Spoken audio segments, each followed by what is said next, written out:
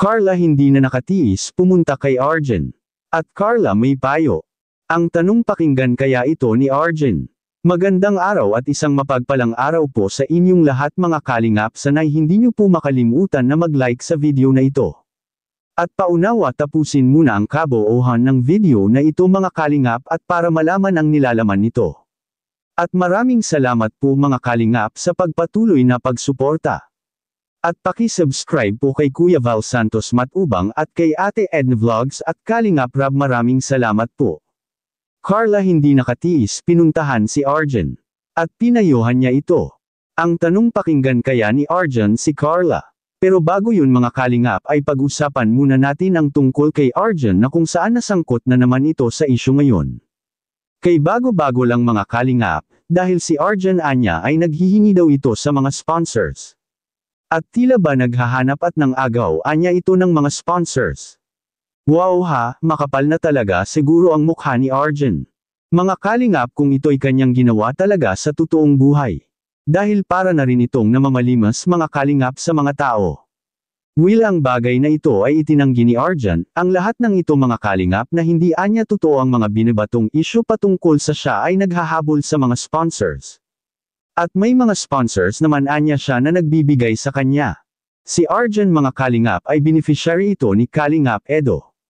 At matandaan nga natin na si Arjen ay nagkasala rin ito dati kay Kalingap Edo at naging sanhi ito na itinigil ni Kalingap Edo ang kanyang pagtulong kay Arjen. Si Arjen naman ay isa itong babae na palaban, madiskarte sa buhay. Kaya rin siguro na pagdesisyon na ni Kalingap Edo na ganun dahil nahihirapan rin naman si Kalingap Edo sa sobrang dami na nila. At nakita niya kay Arjen mga kalingap na may alam ito sa buhay at may diskarte kaya yun ang nangyari. At may napag-alaman po tayo mga kalingap na ang mga viewers na concern kay Arjen. Nakapagsabi sila mga kalingap bakit paanya pakikialaman si Arjen na wala naman na ito sa kalingap ngayon. Bakit nga ba? Ganito kasi yan kung ikaw ay wala na sa Team Kalingap ay mas maganda mong gagawin para hindi ka mapuna. Ay putulin muna lahat ang ugnayan mula sa Team Kalingap. Hindi ka napapasok sa mga live na mga kalingap ang mga viewers. Gagawa ka ng sarili mong community, ganun yan mga minamahal na taga-subaybay. Si Arjen dating nasa Team Kalingap. Nakilala siya bilang Team Kalingap. Kaya hindi pa rin nawawala ang mga nagsusubaybay ngayon kay Arjen at tumutulong dahil iyon sa pagpapakilala ng Team Kalingap kay Arjen.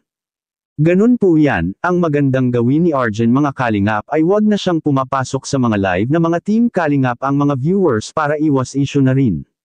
At sinabi naman ni Arjen na nagkusaan niya na binigyan siya ng tulong ng mga sponsors at hindi siya nanghingi. At sa kabilang dako naman mga kalingap, si Carla at Arjen ay nakikilala nating magpinsan. At maganda sigurong gagawin ni Carla na pagsabihan rin anya niya ang kanyang pinsan. Will para po sa hindi nakakaalam po si Carla ay hindi nagkulang na magpayo kay Arjen. Sila rin naman ang nagdadamayan dahil magpinsan nga sila mga kalingap. Ngunit hindi nga lang siguro pinakinggan ni Arjen ang iba. Napaka-imposible po kung hindi nagpayo si Carla kay Arjen. Lalo pa at alam na alam ni Carla ang patakaran sa Team Kalingap. Si Carla ang magandang halimbawa na matagal ng beneficiary ni Kalingap Rab kahit na siya ay tapos ng tinulungan at kung ano siya noong umpisa na tinulungan ni Kalingap Rab ay ganun pa rin siya napaka-humble at hindi nagbabago ang kanyang pag-uugali. Sa makatuwid ito ang pinaka-nag-gustuhan ng mga ka-Jumcar fans kaya mapag hanggang ngayon mahal na mahal nila ang nag-iisang Carla Bells ng Team Kalingap.